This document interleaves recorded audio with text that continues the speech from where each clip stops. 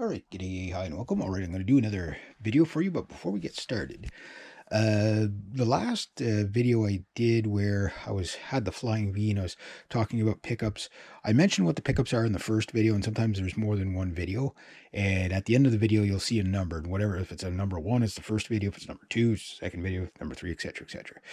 It follows. So today's topic, it's going to be a talking topic. I always say it, but some people usually miss it, but there'll be no sound samples. This is more about the concept and the idea of what you're looking for rather than comparison video. So today's topic is high output pickups versus medium output pickups. Now, the problem we have with guitars, it's a good problem, but it's a problem nonetheless, is that everything gets called a high output pickup, even pickups that really are not that high output. For example, these are Gibson Classic 57 pickups, and they're high output.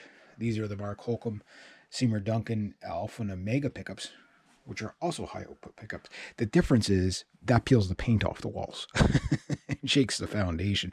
This does somewhere in between. Now, both of these guitars can kind of peel the paint off the walls and rock out pretty cool. This is vastly becoming one of my favorite. I'm not sure if it's my favorite recording guitar yet. It's between this and the SG3, my Gibson SG3, which is basically an SG standard with a third pickup, or aka the poor man's custom. But that said, these two guitars are completely different animals. They're both mahogany bodied. They're both got well, that's pretty much where the similarities end, actually. They're both fixed bridge, obviously.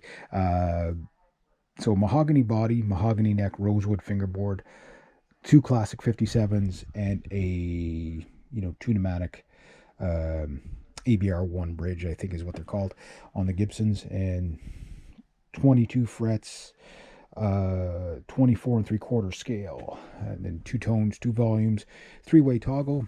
And then on the Mark Holcomb guitar, we have a thicker mahogany body with a flame maple cap. It's just absolutely gorgeous. Both guitars are gorgeous. Can't get really good lighting in here. You can't see the wood grain. Both of these guitars are just absolutely stunning. See if you can see a bit of the wood grain on the back here. It's so hard to catch a camera angle and whatever, but if you can, it's get a look at one of these. The finish is just fantastic. Nitrocellulose lacquer, polyethylene finish, I guess. Maple neck, ebony fingerboard, 24 frets, 25.5-inch scale length, hip shot bridge, I believe, customized for Mark Holcomb. Volume, three-way toggle, tone, push-pull pot for splitting the pickups.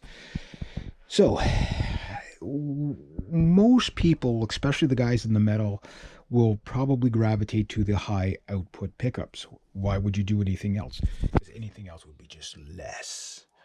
More is more, like Ingve would say. So sometimes people don't realize that the one of the common complaints about this guitar is when people get it is it's so overbearing for some people that play straight through the amp. So they're like, oh, these pickups are really harsh sounding, like they're too hot, like they're just too much output to them. Because the hotter the pickup, the more compression you typically need. And a lot of people don't know that.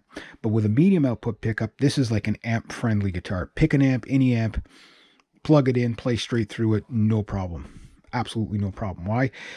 You'll get a hot sound. You're like, wow, these pickups have so much output. But these pickups are about half of what these put out.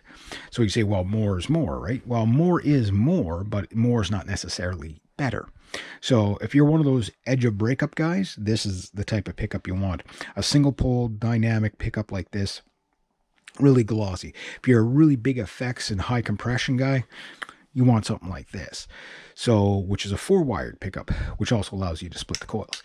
Now, technically all pickups are 4 wires, but what they do with more dynamic pickups, say like classic 57s like these, or burst buckers, something like that, or single coils, is they usually just run everything off into one pole, meaning all the wires are kind of put together and you get basically one pole, which gives you a really juicy sound, but it sounds great clean, and you get like really beautiful overtones and everything like that. But when you put a lot of compression and effects to it, it gets muddy. Where with the 4-poles, it's kind of like 2 and 2 wired. It allows the coils to almost have like a stereo like effect, and it's almost like having two different microphones, right? Split, where this is like having one big microphone. And what that does is it evens out the sound a bit. So when you want to use like a lot of effects or a lot of distortion and high compression, it's clearer. So you get less dynamics. Doesn't sound quite as nice, clean, as bubbly clean. It still sounds good. Don't get me wrong. It still sounds great, but it sounds a little more sterile, right? These pickups are probably the most sterile pickups I've ever heard, but they're so clear, hence why I like it as one of my recording. It just records really well. That's a very well thought out guitar. This is 1950s technology, really. The first SGs were in 1958, and they were called Les Pauls. So what you get with this sound is this 1960s sound. Gibson, that's all they kind of make, is the 1960s, 1970s sound, right?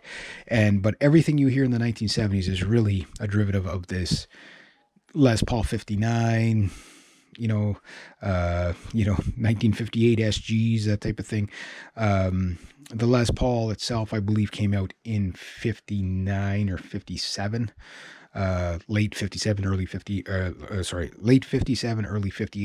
And that sound went right up into the 90s. You know what I mean? Where many metal bands still use, like your Burstbucker type pickups, and all that. So you've heard that sound lots. It's been recorded lots, and it's been good, and it's been great, whatever. But it has its limitations. Again, 1980s, 70s, 80s, even early 90s metal, a Les Paul's fine, right?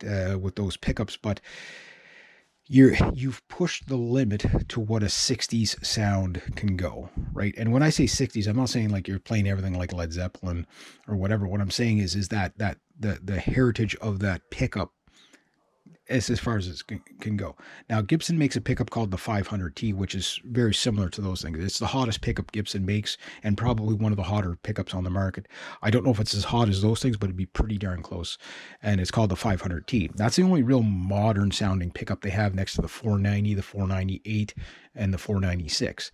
And then the 500T. Those are the only modern pickups that Gibson makes, and they don't make them all the time. They don't put them on a lot of guitars. Almost everything is a Burstbucker 1, a Burstbucker 2, Burstbucker Pro, Burstbucker 3, Classic 57s, the SG61 Spotlight pickups, which is just, I think, a derivative of the Classic 57. There's a Classic 57 Plus, very rare. I have one. But they all kind of do the same thing, right?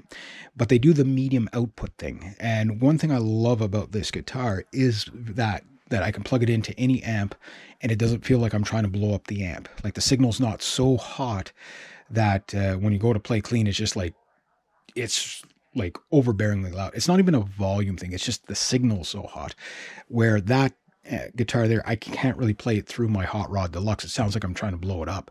Like, I just can't get a good tone out of it. It's just these pickups are too hot. It needs an amp that can compress, right?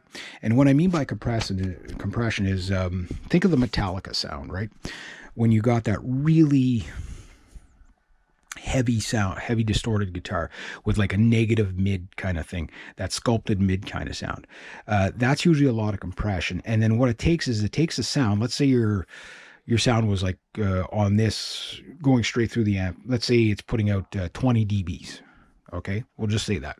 Okay, and then you add you kick on your distortion, and then suddenly the sound cuts to, say, maybe 10 dBs, because it compresses a little bit, right? Which allows you to put more saturation of like distortion or effects or whatever, and it compresses it a bit so that you can handle more of it without it just blurbing out a note and the signal being so peaked that all you get is like a really muddy, chalky, harsh sound. So that compression kind of softens the sound a bit. Then the more you go, let's say you get like, say, a JCM 800, okay, the Marshall will compress a bit.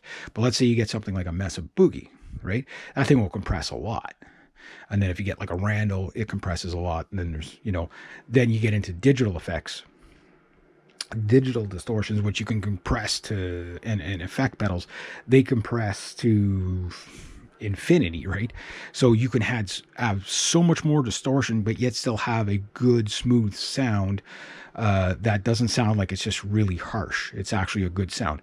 The best way could, when you heard your first practice amp, the little 10-watt practice amps, how chalky and harsh they sound. Like you can't really get a good sound out of them. They always sound like they're just really blunt, because there's not enough speaker response there, because it's a little, like a little 8-inch little speaker, and then you've got almost no compression, so it's just like direct signal, as hot as the signal can be. Well, like again, you lose out because you can't compress the hotter pickups, so they just sound horrible. They sound harsh. So when you buy your guitar, you can buy a guitar, like for example, if you're really into the PRSs, man, are you ever lucky right now, especially it's January 1st at the making of this video, so happy New Year to everybody. But for example, the store that I bought this from, I've never been in that store, but the store is called The Arts Music Store. They've got all their SE models pretty much on sale. So $1,000 guitar, $1,100 guitar going for like 700 or something like that Canadian. I mean, it's a lot, like the base model SE has pickups very similar in output to this, where it's a lot of output, so you can get a real rock, good drive. You can overdrive the amp. And that was the whole point of like the classic 57s was, and pickups like that, was that the amps at the time in the 60s didn't have any compression, right?